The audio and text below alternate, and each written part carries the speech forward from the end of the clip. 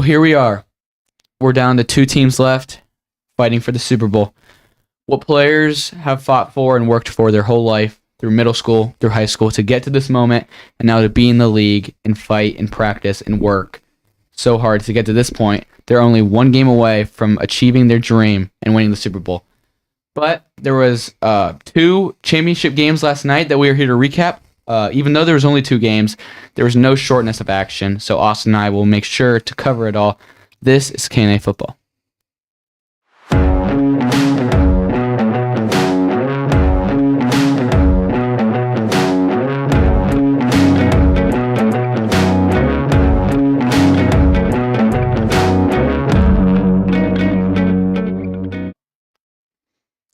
So once upon a time, Austin and I were recording a podcast last Monday.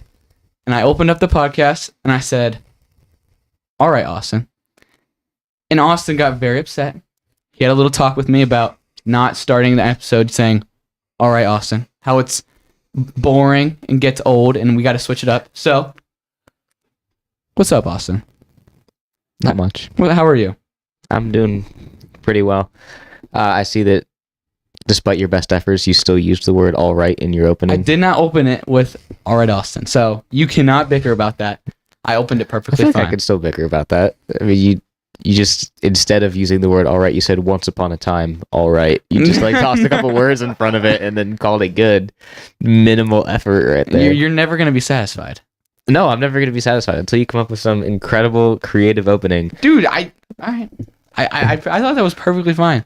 You know, I'm not calling that insanely creative, but it's better than just all right, Austin, which is what you were complaining about. Yeah, it is better. Which I sacrificed my school for you because in the 4 seconds it took you to think of that. No, I was sitting in math today, and I was really bored, like always in math, and so I was just sitting there, and I was like, I'm not going to think about math because that's not what I do.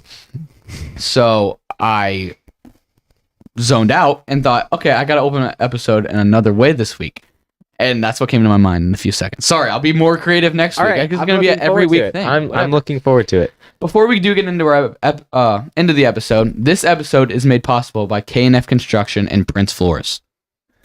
Good work, Kadin. Debbie might get mad at me for saying this, but I'm going to say it anyways because I have the microphone and the worst he can do is mute me. So we have not a script to follow because this is all like free-form discussion. Yeah. But we have things that... It's notes. Right, it's notes for us to mention at some point in the podcast. And Debbie was very adamant that we list that first, that went absolutely first. Yeah, out of the corner of my eye, I just see a bunch of... I don't even know what key that is on the computer, but it was distracting. Just like the little arrow that like points up is great. And now Debbie's mad and saying, I know, it's... hurry it up. Yeah, man. Debbie's not mad that I said that. You can't win, Debbie. It's all right. We win. We should probably start the podcast before Debbie kicks us out of this. Yeah. Probably. So, let's get into the recap.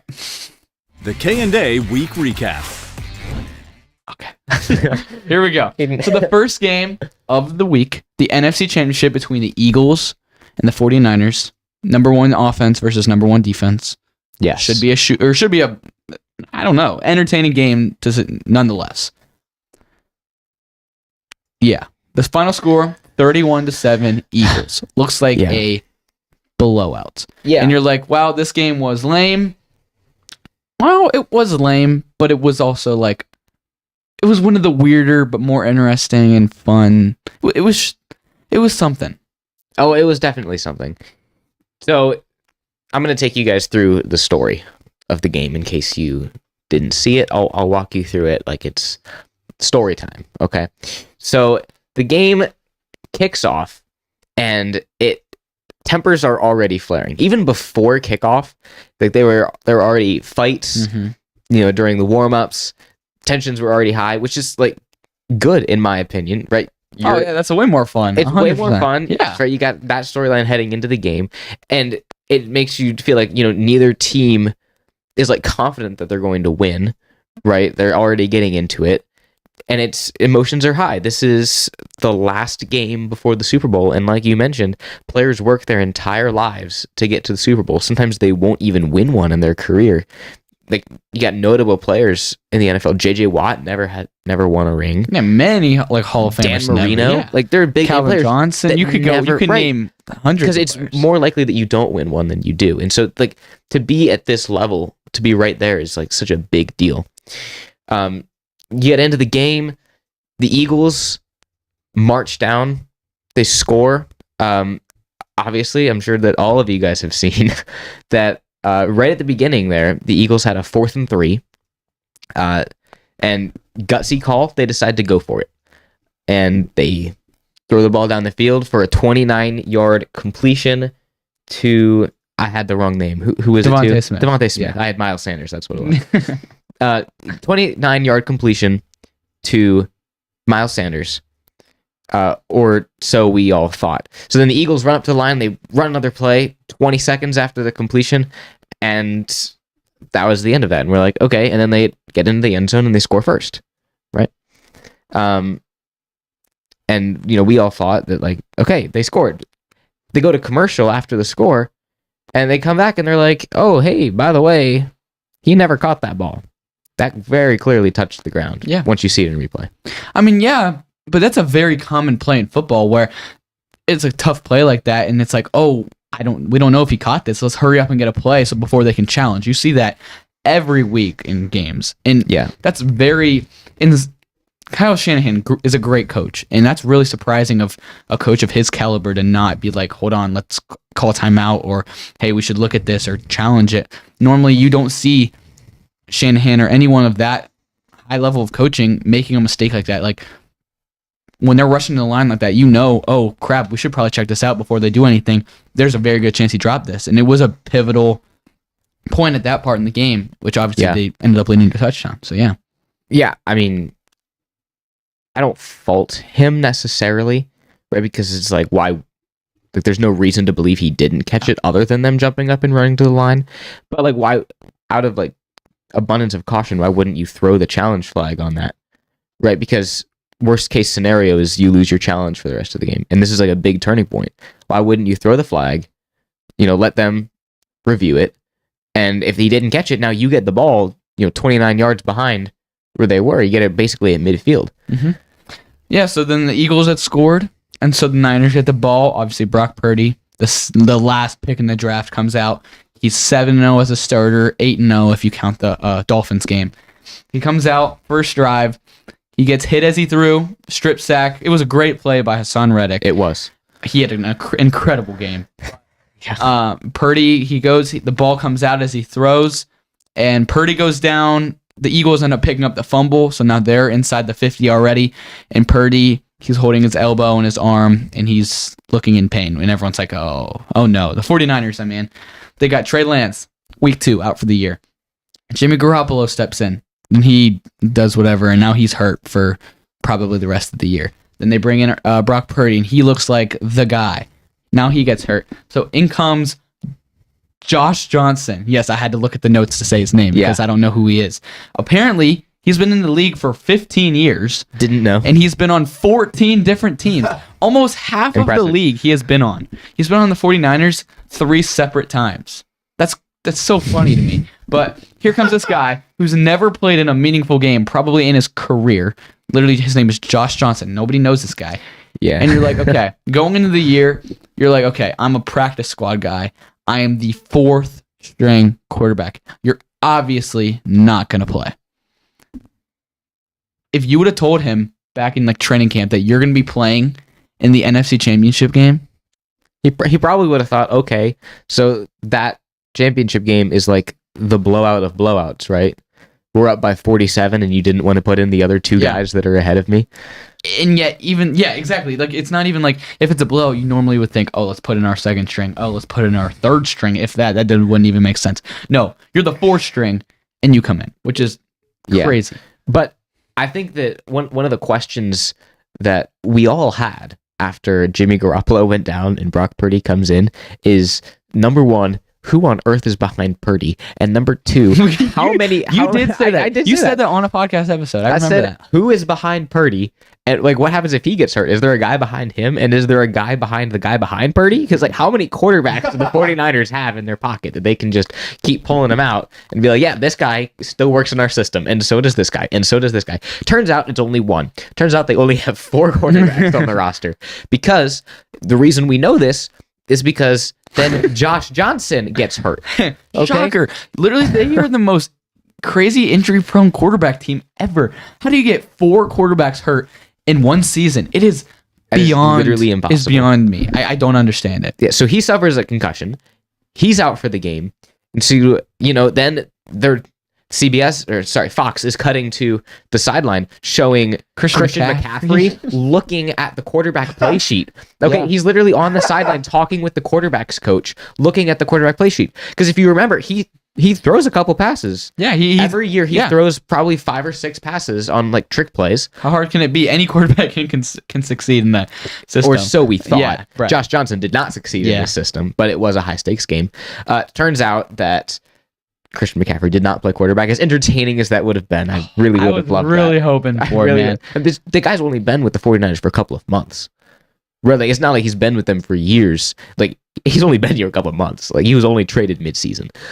Turns out he didn't play, which would have been, awesome. Instead, Brock Purdy comes back in, okay? And I don't know if you saw the interview where Brock Purdy's telling the reporters what he said to Kyle Shanahan. So Shanahan asked him, are you good? Can you throw the ball? And Purdy had an MRI today to look at his elbow, and the results aren't in yet. But basically, what they're speculating happened is that he hyperextended his elbow and then lost all feeling in his hand to where he couldn't grip a football. But it slowly returns. Yeah. And so Shanahan asked him, he said, can you throw the ball? And Brock Purdy said to him, I don't think I can throw it deep. So would it be okay if we had to pass it, could we just please throw it short? Which is just the saddest thing ever. Like, that's so humble of a guy who is 8-0 playing in the NFL to just be like, hey, coach, could we please just run a short play? And turns out Brock Purdy didn't end up throwing the rest of the game. The 49ers, in the entire game, only attempted 18 passes. The rest of the game was just handing the ball off because that's all they could do. Yeah. Purdy couldn't throw. And when you know that they can't throw, you're easily able to key in on that run. They had all their runs in the game. They, like you said, they barely passed because they had no one that could pass. So they ran pretty much the entire game, only had 81 rushing yards. Yeah. Because obviously if you know they're not going to throw, load up the box. Stack the box. There's no threat because you know that Purdy, he threw one pass once he came back in, and it was like a 2-yard screen pass. And he lofted that thing like it was a basketball. So obviously you have no threat of passing. Just load the box, and it clearly worked out for the Eagles. Very clearly. Christian McCaffrey was literally the entire team in the second He's used half. to that. If there's one guy that you want in that situation to have to carry a team, it is Christian McCaffrey. He did that in Carolina for years. Yes. But probably one of the most action-packed things of this game. When the game was already over. It was already 31-7. Time was ticking down. There was 2 minutes left in the game. And things are getting chippy every play. Like, you're taking random, like, late hits. Like, things are getting ugly. It's like, okay, Niners know they lost. They're upset. They didn't have their quarterback. They feel like it's unfair. And they go, there's a play, and then all of a sudden you see an Eagles guy and a Niners guy. Like, they're full on. They throw themselves to the ground, and they're, like, going at it. And at the top of the screen, there's another brawl. And on the other side of the screen, there's a whole nother brawl. So you got 3 separate brawls going on between players. And all of a sudden, they all like combine into one big fight. And then you see Trent Williams, the left tackle for the 49ers, like 350 plus pound O-lineman, grab an Eagles guy by around like the back of the collar. Yeah, and completely just like body slam him to the ground. So whip him around and just slam him. Yeah. And obviously that causes just everything to break loose. The benches, the 49ers bench clears, which doesn't make sense because he's the one that fought. Yeah. The Eagles guy stands back up and punches him. Obviously they both got ejected. Everyone's going nuts. The refs are screaming. Like, I've never heard refs like this on the mic. They're like, everyone to the sidelines, everyone to the sidelines. And they repeat this like 7 times. And then, players were ejected. Obviously, Eagles players stayed more to their side because they have the Super Bowl now to get ready for. They can't risk getting suspended for that. But it was kind of entertaining. It's not good to see. It's not a good look for the NFL, but it's pretty fun to see for a fan, I will say. Yeah, definitely very fun. See anything else about this game that is notable? There was a punt There was a punt. I was just gonna get there. early in the game, the Eagles punted the ball, and there was like a whole 10-minute delay because did it hit something in the air? Did it because the punt only went a couple yards, like I don't know, 20 yards, and it seemed like it ricocheted off something and like it was spinning weird. And so after a long delay, like everyone was convinced it hit a wire. Like the Eagles players are pointing up all at the same time, so like obviously they're not gonna plan a reaction like that. It probably hit a wire, and the announcers are saying I think it hit a wire. They come out and the refs are like, we do not have conclusive evidence to see if it hit the wire. Like the play stands. Like something you've never really ever Which is seen. so dumb. Like, so you're just gonna keep on playing if you couldn't get review. Like, and the other thing was when you were watching it, they didn't even show, like, they didn't have the camera angle for the longest time, and then finally they showed it at the end, and like, I mean, yeah, you can't really see anything, which is right. I mean, that's crazy. why they couldn't call it back, right? They had to let the play stand because it's like, okay, yeah, we have circumstantial evidence that points towards the fact that maybe it hit the wire, but if we can't prove it, you can't call a play back because the entire Eagles bench is like it hit the wire, right? You can't, because then you can plan that and just be like, okay, guys, be like, okay, at 3 minutes, if we have a bad punt, I'm gonna flash you a signal, and then everyone needs to point up to the sky. Okay, we all need to do it at the same time though. So I understand why they didn't call it. Yeah, that's just part of the madness of this game. You see a punt that you've really never seen before. You see a fourth string quarterback play and get hurt, so they bring in almost the running back. What a game! Yeah.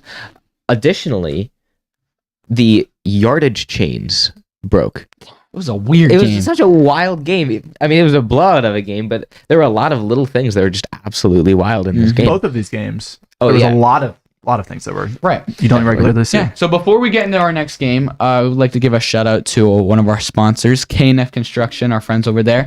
K&F Construction has been serving the Northeast Ohio community for over 16 years, specializing in composite decks. K&F Construction takes the time and effort to provide the service and product that you deserve for your home. You can call K&F Construction today at 330-575-2465 for a free estimate. Again, that's 330-575-2465. You can also visit kfdex.com, which is linked in the description. K&F Construction. Let us build your dream backyard. Yeah. So obviously, with this massive blowout, 31-7, Eagles are the NFC champions and going to the Super Bowl. One question that I have for you before we move on to this last game, the AFC Championship game, is do you think that the 49ers, with a fully healthy Brock Purdy the entire game, could have beat the Eagles, or at least made it closer than 31-7? Absolutely. I mean, obviously, hindsight's 2020. Nobody knows what's going to happen. It's like that Kanye thing, like, oh, I guess we'll never know, like, Right. But, yeah, I mean, they definitely could have. He's undefeated as a starter. He played great for them all year. Obviously, it's better than Josh Johnson and running the ball all game. You're going to have a better chance. You're setting up your defense better because the Eagles had great field position a lot and they were on the field a lot more. So it definitely 100%. I don't know if they would have won. Obviously, we'll never know that, but they 100% would have made it a better game. I think this would have been a really good game had no injuries and none of that craziness happened. I think that the 49ers may have won if Brock Purdy wasn't hurt. Obviously, you picked them. I did. But I think that the big reason, I mean, you can look at the score and be like, well, come on. Even if the 49ers scored like 4 touchdowns, they still wouldn't have won this game, right? But I think that a big part of why the Eagles have 31 is because the 49ers defense was on the field so much. Right? I mean, the offense couldn't go anywhere, so every 3 plays, the defense is right back on. Mm-hmm. So I think that with a fully healthy Brock Purdy, which hopefully we'll get to see next year, assuming his elbow injury isn't significant and the 49ers end up rolling with him, it'll be super interesting to see how they fare next year, because they've made it to 3 NFC championship games in the last 4 years. So there's a high probability they do it again. For sure. So yeah, so this was the NFC championship game, and now we move on to the AFC championship, which was right after, between... Oh, yeah, Debbie. Yeah, get that off the screen, Debbie. We had to make sure that was up there for Austin. No, because we had a little. No. I have a problem. It's fixed. Fix it. It's fixed. Fix it. We will get obviously to what that's all about. Oh, Austin's flipping tables now. But yeah, there was a long debate and argument and fight last night between Austin. It was Austin versus me. The world. Austin Debbie. versus the world. Yeah, because you were being a biased AFC I'm North not hater. being biased. We'll get to it. We'll get to it. We'll get to it. We're gonna get to this. Yeah, so this was the AFC Championship rematch of last year's AFC Championship. Yes. Obviously, Mahomes coming into this game, all the talk about his ankle and his high ankle sprain, which I can't believe he was playing through. Major props to him for playing. And Travis Kelce was a game time decision in this game. Mm-hmm. Ended up playing, which we kind of expected because it's Travis Kelce who's going to miss the AFC Championship, but that was something to monitor going in. But it didn't end up affecting him at all. Yeah, it didn't. Honestly, like you could have told me that Travis Kelce was fully healthy in this game. I didn't even know I he would was have hurt. believed you. I had Right. no The only idea. reason I knew he was hurt is because I heard the reports before the game that he was game time decision, and it's like, okay, well, if he plays, he'll be 50%. No, he was 100% Travis Kelce. Did fine. So for this game, the Bengals got the ball first, and the Chiefs defense really did a lot better than I anticipated them to do. Yeah. Like on that Bengals first drive, they forced them to have to punt the ball away, and then the Chiefs come out, and you're like, all right, Patrick Mahomes, let's see what you got on this bum ankle. Turns out, like you said, the ankle didn't affect him that much. He was still running around the entire game. He was throwing on the run. He scrambled a couple times. Like, he looked perfectly fine. They must have done a really great job taping his ankle. So the Chiefs go down. They end up not being able to get the touchdown, but they end up getting a field goal, making sure that they get ahead first. And if you, my friends, want to get ahead, you need Prince Florists. Get ahead of the game by reserving your Valentine's Day flowers. Prince Florist in Canton is now accepting reservations for roses and custom bouquets, so you can be the hero when the big day arrives. Avoid the stress of last-minute shopping and make sure your special someone knows how much they mean to you. Place an order at princeflorist.com. That's PRINTZ florist.com. Yeah. So, like you said, they go down, they score first, and then it was really for the first half of this game, it was kind of a defensive game. Definitely. We expected a major shootout, but it was like, what was the score at halftime? It was like, At halftime, it was 13-6 Yeah. Chiefs. yeah, it was like a lot of defense, a lot of field goals. Like, it wasn't a shootout like we were all expecting. But they go into it, and the Chiefs look like they're rolling. They have the momentum. They had their number all game. And I think a really big turning point in this game was Mahomes. I mean, it's not common, but it's not uncommon. I mean, you very rarely see it, but it does happen, even to the best, where Mahomes goes back to throw, and he goes to throw, and the ball completely slips out of his hand, and it's a fumble and picked up by the Bengals, and they got the ball back, end up going down and tying the game. Yeah. You don't, like you said, you don't see it very often. It's a very weird and funny play when it happens, but clearly, I mean, it happens it does even to the happen. best of them. I mean, when it's cold out, it's harder to grip the ball. Yeah. So It was, what did they say? It was like 26 degrees, but with the wind and everything, it felt like just 6, which is a super cold game to play in. Mhm. Yeah, this game was honestly overshadows the NFC Championship game because this was a very good game it was to watch. it was a very good game. It was very entertaining. 23-20, obviously very close. I really did believe we were going to get to see the first overtime game of the playoffs, get a rematch of overtime from last year's AFC Championship game, which obviously the Bengals came out on top of. But with the new rules this time, where both teams get a chance with the ball, and it was going to be fantastic. Yeah. Before we say anything, I mean, everyone talks about. I want to talk about unsung hero in this game who's not getting talked about. Everyone's talking about Mahomes, obviously. The refs, obviously. Like, I'm not. Yeah. People are talking about the refs and Mahomes and Joseph Osai. But shout out to Marquez Valdez-Scantling in this game.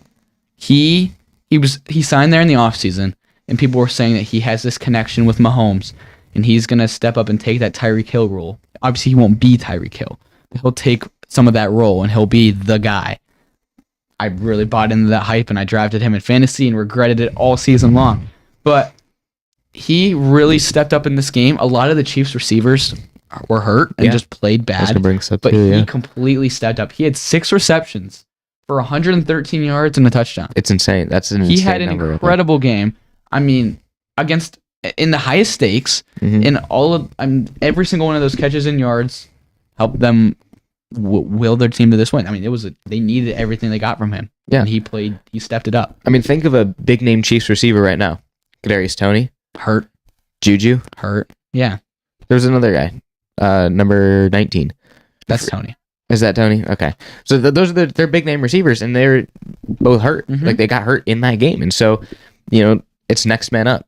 That's how it is. And Scantling really was the next man up in that scenario. He played very well. To have over 100 receiving yards on 6 receptions is ridiculous. And he had the go-ahead touchdown late in the game. I mean, he played phenomenal, and I was happy for him because I have him in Dynasty. I'm like, hey, maybe he can kindle some of this fire and keep it going next season.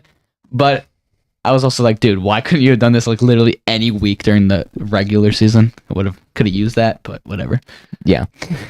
So if you didn't watch the game,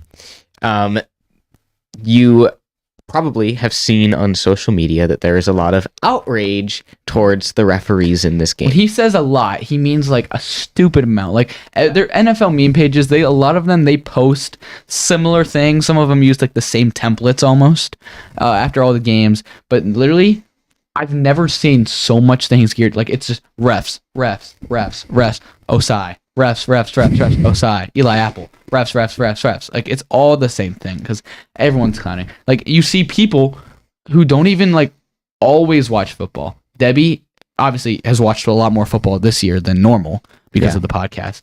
Debbie posted, I don't know, like 4 or 5 things about the refs on his story. What are we calling Margaret over here? New producer. Yeah, new producer. Yeah, we'll talk about that at the end of the podcast. New producer Margaret over here posted something about the refs. Travis King, friend of the show, posted something on his story. I mean, everyone is flaming him. Rightfully so, I believe. Rightfully so, yeah. I believe not rightfully so. Yeah, well, let's talk about that. Before Austin. Okay. You get Austin's bias. Okay, but Austin's a little biased. Obviously, he's rooting against them. We all knew. He said going into the pick'ems, he's rooting for the Chiefs in this game. Who does he think is going to win? Austin, hold on. let's hear Austin's. Hold on. Okay. I'll let you finish, but then you We're going to bounce off each other. Yeah, okay. It's probably going to be a minute. This is probably going to be. This is definitely going to be the most heated we get for the podcast ever. So you're going to have. He said on the last. Go back and watch the pick'ems. He said, I think the Bengals are going to win this game. I'm rooting for the Chiefs. I would love to see the Bengals lose. Yeah. And you get me personally. I was rooting for the Bengals, but it doesn't affect me if the Chiefs win. Like, obviously, you don't want to see an AFC North rival get in. None of these teams are Panthers rivals at all. It doesn't really affect me too much. So I'm more of an unbiased opinion. All of social media and Instagram is more unbiased. I think, literally, like someone else, our youth leader, Harold Mansfield, who was on the show,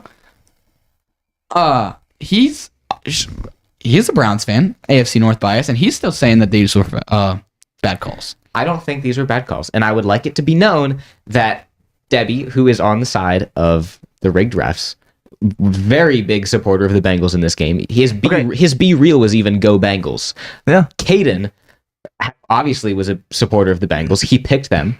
And It doesn't affect and me if you that go back much. and watch almost any of the episodes where we talk about the Bengals, Kadin says that he thinks the Bengals are one of the most fun teams and one of the easiest teams to root for in the AFC. They are. So it's not. There's still bias on the other side, guys. Hey, I do admit my bias that I don't like the Bengals. I don't think that the refs in this game were bad calls. I really don't. Well, Okay, we might have bias here. Hold on, Daddy. This is gonna get really bad, really quick. We gotta go back here, We don't take this too far, but I'm done with the podcast. but like, yes, we do both realize that we have a little bit bias, maybe a little bit. Yeah. Okay, but So we can admit that. So now let's get into the NFL calls. fans, Let's just get into the calls all now. NFL fans and all social media is talking about it. It's not like we're just pulling this out of nowhere and being like, oh, they screwed them here. No, everyone is saying it. Everyone knows it. Okay. So let's just be clear. We heard Caden's take. We heard Austin's take. I mean, yeah, we're not done. And I think also, if you look back at our other episodes, you can see that we sorry, adjust my mic here. That we have both agreed that the Chiefs are a very fun team to watch. You got Mahomes, you got all the great receivers, you got Andrew Reid, Andy Reid. Reid. Gosh, Andy Reid. So we've all talked about them. We like the Chiefs. I like the Chiefs personally. I like the Bengals also. I do not have a claimed team. Like Kadin has the Panthers, Austin has the Browns.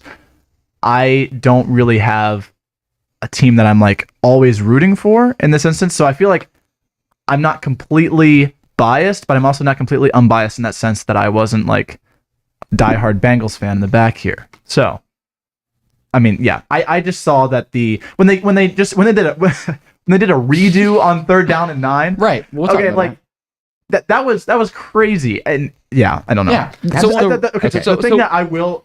So last night I was fuming mad. Oh, I know you were. Okay, I was so mad. I didn't reply to some of Austin's text because I was so mad. It's not that deep. It's not even your team. I know.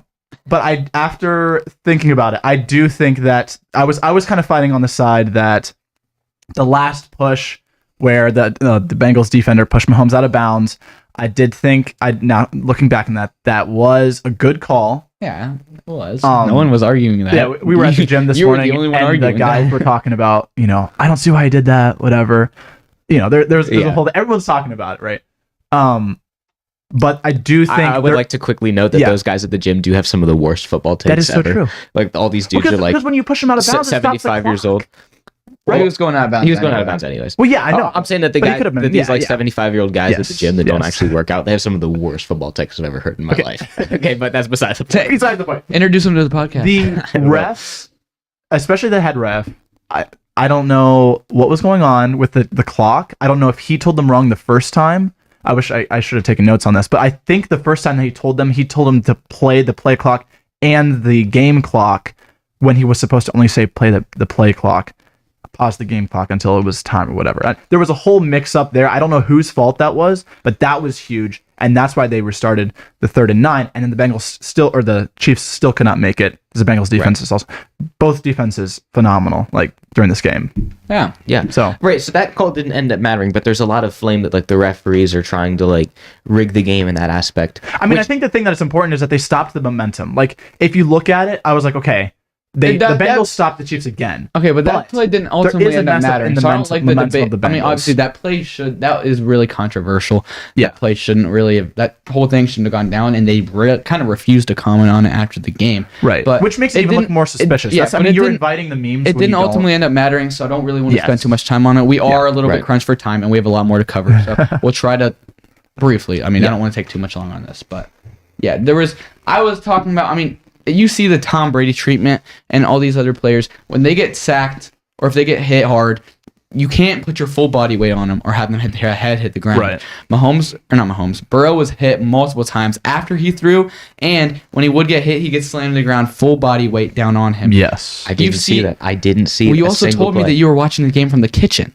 No, I was watching. I said that there were points where I was in the kitchen or on my phone. Yeah. But obviously. I think you can admit though that there was times that a roughing the passer call could have been called. Like, let's just put that out there. Every game, there's at some point there's times when roughing the passers could have been called. Right. And referees miss calls. Like, that's just the nature of the game. You miss calls on some teams. You miss the same calls on the same team. Like, that's how it works. How about this? You miss we calls all know that everybody has different opinions. Everyone's rooting for different teams. Everyone has different bias. No one's ever going to agree on it. Yeah. There's controversial calls. Obviously, we know that they're controversial because we're arguing about it right now. There's controversial calls. Go look them up yourself and formulate your own opinion. Kadin the Peacemaker. No, I say listen to my opinion. I think the refs did fine in this game. I hate the flame that the refs are getting for this because I think they called the game pretty fair. I do admit there is something to say about playing. I'm a big proponent. Oh man, I'm talking like Kadin. I'm a big proponent of playing the game like the refs are the game and playing the calls like they are not humans, that it's just the algorithm kind of like spitting out what happened and that they can't fault, which they can.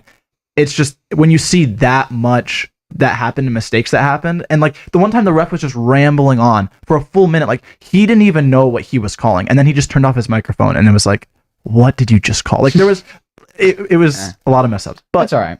It's okay. It's okay. I mean, it happened, but yeah, probably made it one of the storylines of this game is at the end of the game, Mahomes was running and he made a great play with his sprained ankle, and he's running out of bounds, and then he's already out of bounds, and then Joseph Asai defensive end for the Bengals, makes the most idiotic play of the season, sells them their season. Ultimately sold them their season. He's already out of bounds. He pushes them, and then he goes to the ground and he like holds his leg. And I'm like, dog, we know you're not hurt. Like, you're trying to be like, oh crap, sympathy. Like, I know I messed up, but yeah, you just sold your team the season. 15-yard penalty. They go kick the field goal.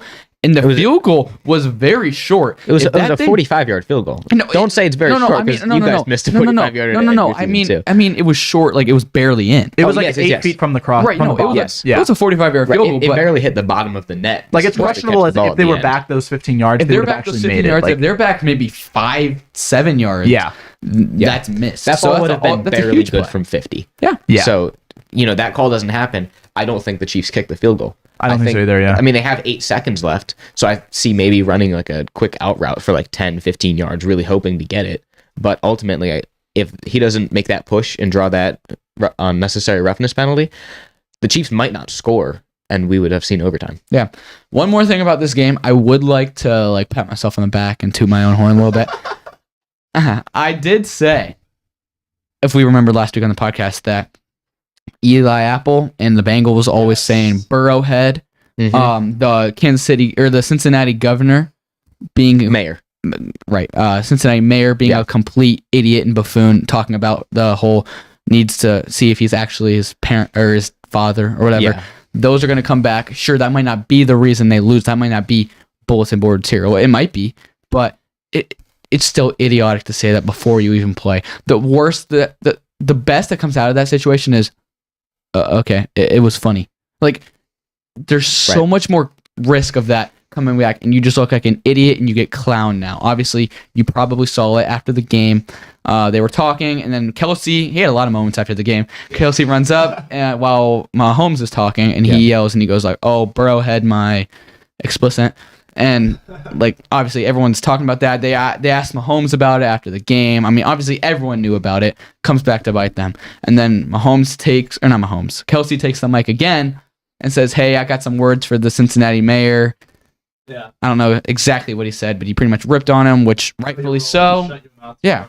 He said, shut your mouth, you're jumping from the rock or whatever. But I mean, rightfully so. Stay in what you talk about. Don't set yourself up to look like an idiot. He should have kept his mouth shut, and I said it on the podcast, and I'm kind of glad I said that because I sound smart now.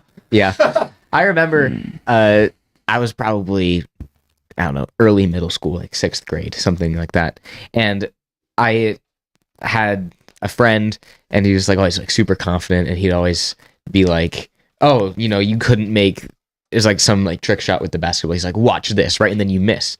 And I'd be like, it'd be a lot smarter if you were like, oh, here, let me try. And then once you make it, taunt, but don't taunt first. Yeah. Because then you look like an idiot when you don't make it. And that's exactly what the whole Cincinnati, the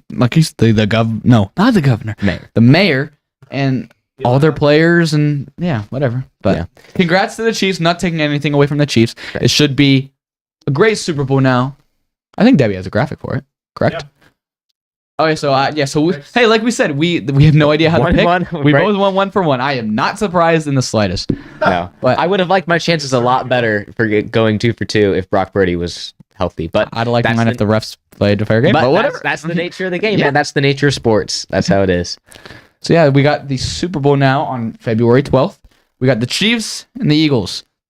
This is a lot of things. This is, first of all, the Super Bowl. The biggest game of the year. Biggest game of the year. This is also the Andy Reid Bowl.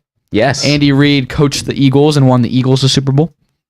I think. No. He didn't win them a Super Bowl? I don't believe so, no. He coached the Eagles. And obviously now he coaches the Chiefs, and he's won the Chiefs Super Bowl. And now they're playing first coach to coach in the Super Bowl against his former team. That's an ESPN type stat right there, but it is a stat. It is also... It is also the Kelsey Bowl, which is a lot more entertaining than the Reid Bowl. Travis Kelsey, by far the best tight end in the league, and Jason Kelsey, who's a very, very good center, one of the best centers in the league. Obviously, he plays for the Eagles. And Travis, I can't say Kelsey. Obviously, Travis Kelsey is on the Chiefs, and Jason Kelsey's on the Eagles. But again, and they have a podcast like us. Maybe we should get them on. We should. Their podcast is really fun. I see clips of it all the time. I don't watch it, but I see clips, and I'm sure the trash talk between the two of them is going to be insane for the next 2 weeks. So Yeah, it should be a lot of fun. This should be a really good Super Bowl. These are obviously two very high-powered offenses. I don't think the Chiefs have as good a defense as the Eagles, but on the highest stage, it doesn't really matter. It just matters the plays that you make. yeah, and not Mahomes necessarily where your will defense is more than ranked. Mahomes will be 2 weeks off to get that ankle Yep. more closer to 100%. They should have all yeah. their receivers back because 2 weeks is more Hey, than enough time it to doesn't get matter. healthy. They got Valdez Scantling. They're That's good. all that matters, right, Caden? Yeah, man. So yeah, Little bit of news Just a now little since bit. there was only 2 games, but we did. There was a lot to talk about, and we really that was a good episode. So it came out today, the 2023 salary cap. They announce every year like what the official number will be, and this year was a record number, like the highest salary cap, which every year it gets higher. So it's not really breaking news that it's higher, but it's $243.8 million. So teams now know exactly how far above or below the salary cap they are. Teams will have to cut players and restructure contracts to get everything normal. salary cap is one of those things that no one really thinks about as like an NFL fan Until free agency free comes. agency comes and you're like, oh crap, we have no money and also we have no players. How is this possible? Seriously, like the Panthers have some players. Like you see a team like the Saints. Every single year, they're like minus 75 million under the cap. And I'm like, first of all, how do they get back to zero every season? And yet they still have these players. Like, it doesn't make sense. I don't hear that they're restructuring all these guys and they're not out here cutting Michael Thomas every season. So how are they getting to zero? And how do they still manage to every year get back down in that hole? It makes no sense. Like last season, negative 75 million cap. And I'm like, oh, well, they're signing nobody and they're cutting everybody. They cut nobody and they signed Tyrann Mathieu. And I'm like, how does that mathematically work? Salary cap's a myth. I changed my mind. The salary cap does not actually exist. It's just a number the NFL throws out there to make everyone feel better that they're not blowing $800 billion a year, when in reality they are. Yeah. But is there, I think you talked about a tweet. You can talk about Yeah. JJ Watt posted a very... He retired. He retired. And then he posted a tweet of him in a Texans uniform from his days. That was not Photoshop. It was not Photoshop. Because he obviously played for the Texans. Right. So he did play for the Texans. So he posted a tweet of him in a Texans uniform. And so, there is now some speculation. Well, no. Do you know why he posted that? Is that him with D'Amico Ryan? Yeah. Because D'Amico Ryans is the front runner. He sounds like he's going to get the Texans job. Right. It sounds like he's going to get the Texans head coaching job. Yeah. And so he was a player for the Texans with JJ Watt. Yeah. And so it's a picture of him and D'Amico Ryans, both in Texans jerseys on the sideline, like smiling or laughing. So personally, I don't think much of it at all. I think it's just like supporting your teammate and friend, going back to your team.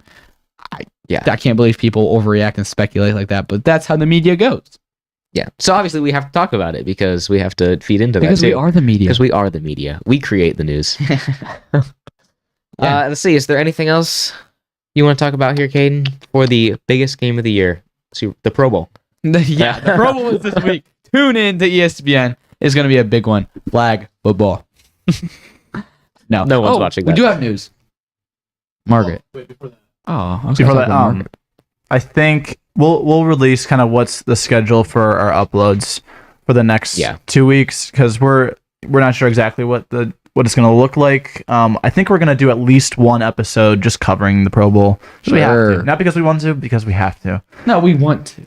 Yes. Yes. We want to do this. There's news. I mean, it's not like a competitive. It's just a might fun be thing shorter to watch. My dad clowns me for watching the Pro Bowl, but like if I'm at home, I like watching the skills competitions. The skills competition is so fun. And if I'm just sitting at home, well, I'm just gonna sit on my phone. No, I'll turn on the Pro Bowl. Why am I getting clowned for this? Like, go in another room, But yeah, I mean, So it's fun. we'll let See you all guys the best know what's players. So yeah, happening. we'll post it on the Instagram. Make sure you're following us there. Yeah. At KA_football. Yep. But one more thing, Margaret, we have now. We're all busy. It is hard to find times to do this every week. Austin's busy. I'm busy. Debbie is not busy at all. No, Debbie sits around. Debbie literally doesn't leave this room. Debbie's just like, so there's Debbie nothing. sits in here and like, there's nothing else to do, and then he like kicks rocks around the room. Yeah. Like, oh, there's nothing to do. Right. No, but Debbie is also insanely busy. Sue Ellen is very busy. Sue Ellen has not been here in like years. No, actually, that's not true. Sue Ellen was Someone here was here just the other week. She was here there. She. Yeah, We all know this she was dude here. is a dude. He's been on the podcast. She was here last week. And now, so we're like, we need like another brain. We need a to- backup. yeah, to, we need to a be able. third string We need a producer. Brock Purdy. That's To go 7-0. Carry the podcast. Hey, we need someone who's smart. Right. And so, what fits this mold of super smart with computers and tech, but knowing completely nothing about football? Margaret. Insert Great. Margaret the dude. Yeah. So now we have Debbie, Sue Ellen, and Margaret. It's And I'm great. definitely not going to remember the name as Margaret. So next week I'm going to be like, and you're going to remind me Margaret. But Yeah, it's- I got you. yeah. I'm sure we'll have Margaret on an episode in the off season. We'll but- have to, yeah. Yeah. I'm sure because We now should do a that- producer episode. Like, if you think Debbie knows nothing about football, Just wait till you you have see reached. Margaret. This is new heights. But it's good. It's good. He's fun. So we'll have to do a trivia episode with the producers. We will have to do a that'll be a trivia very episode. good episode. Yeah. that'll be The good. new setup, it'll be great. So really quick before we sign off here, last night we were watching the Chiefs Bengals game, and Oh, you and Margaret. Margaret and I Yeah. were watching the game. Yeah. and Margaret goes, I'm a really big Bengals supporter, because Margaret just wanted to clown on me because I don't like the Bengals. And I was like, yeah, something like that. Name me 4 players on the Bengals. We couldn't do it. He's like, why does that matter? It doesn't matter. I'm like, it definitely matters. Give me some player names. They couldn't even give me a name. Okay. Joe Then Burrow, as maybe the soon- guy who has the ball. Whatever. As soon as the game ended, Margaret asked me, goes, so who are the Chiefs going to be playing in the Super Bowl? I go, the Eagles. He goes, I'm a really big Eagles supporter. And immediately changes just because he knows that I'll probably be supporting the Chiefs. Is that who you're rooting for in the Super Bowl? I think so. I'm not sure because I don't really like. I do really like the Chiefs, but I really like the Eagles this year I do. too, because I had Jalen Hurts and AJ Brown in fantasy this year, so I've kind of been supporting them all year. So I think what I'm really rooting for is A good game. I'm rooting for a good game. tie. I'm not gonna come at this as a fan of either of these teams. I'm gonna come at it as a football fan, and I want a good game. Yeah, I am completely in agreement with that. I'd love to see the Eagles win. I like Jalen Hurts. I like their team. Their coach is fun, but Mahomes is the most fun player to watch in the league. And I love Valdez Scantling, and I hope he has a great game and continues it in the next fantasy season. That'd be awesome. Would be great. So yeah, is that about all you got? I think so. Yeah. All right.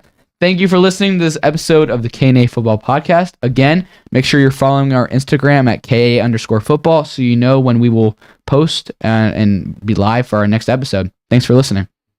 Thanks for watching this episode of K&A Football. You can listen to our podcast wherever you get your podcasts, and we're also active on Instagram, TikTok, and YouTube Shorts. If you made it this far in the video, thank you. You're a real one. We'll see you next time.